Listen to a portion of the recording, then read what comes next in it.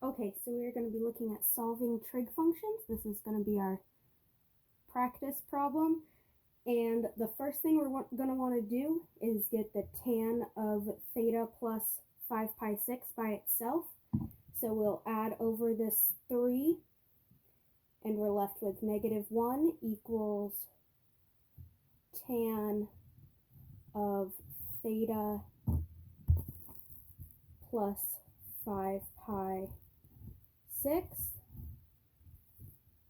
And once we have that, we're going to want to think of how many answers we are actually looking for.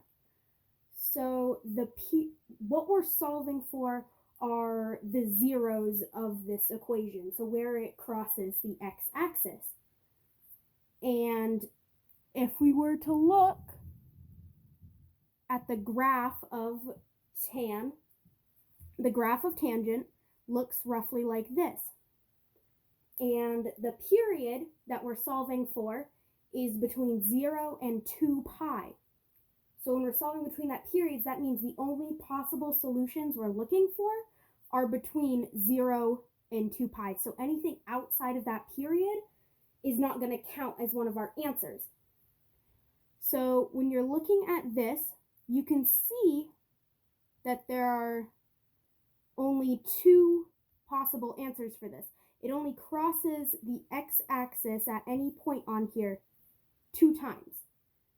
And you can also tell that because in our equation, there is nothing affecting the period of that.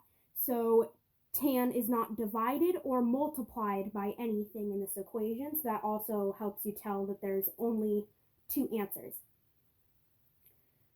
Then what we're going to want to do is take the arctangent of both sides. So then we have arctangent of -1 equals, we're going to call what's in here just for simplicity right now, beta. So beta equals theta plus 5 pi 6.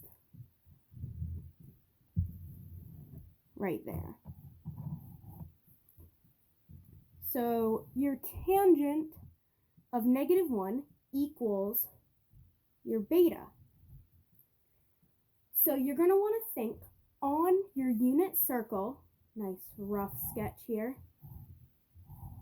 where does tangent equal -1? There are 2 points on your unit circle where tangent equals -1. One of them is going to be up here at 3 pi fourths, and the other one is going to be down here at 7 pi fourths. That is where the tangent equals -1. So we're going to test these two to find out they could be our possible answers. So we're solving for beta. Now we got to solve for theta. So we're going to, if this is one of our beta, and this is one of our beta, this is where it splits off into 2 separate possible answers. So we're going to have our 3 pi fourths equals our theta plus 5 pi 6. So to solve this, we're going to subtract 5 pi 6, so then we have 3 pi fourths minus 5 pi 6 equals theta. So to do that, we need to have common denominators. So 12 seems like it would be the least possible common denominator. So this would be 9 pi 12ths minus 10 pi 12ths. Now when you subtract that out, you're going to get -pi 12ths. That is not within our range, because remember, our range is from 0 to 2 pi. So this being negative, it's not in our range. So what we're going to find is kind of like a complementary number to this. if it's not in your range, if it's because it's too small, you're going to want to add 2 pi to it. Because if you remember the unit circle, it's a circle. So it just keeps going around and around and around.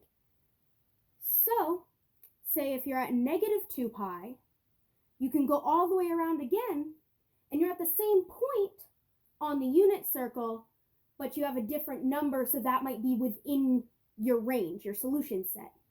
So if you take your negative pi 12ths and you add the equivalent of 2 pi, so that's going to be 24 pi 12ths, you add that up, you get 23 pi 12ths. Now that is within your solution set. So that is a viable answer, one of our answers. Now we just have to find the other answer. So to find the other answer, we're going to take our 7 pi 4ths and do the same thing. So it would be 7 pi 4ths equals theta plus 5 pi 6. Now you subtract the 5 pi 6 over, 7 pi 4ths minus 5 pi 6 equals theta. Get your common denominators. 21 pi 12ths minus 10 pi 12ths, equals theta. Subtract that out, and you will get 11 pi 12ths. Now that is also within our range. It's from 0 pi to 2 pi.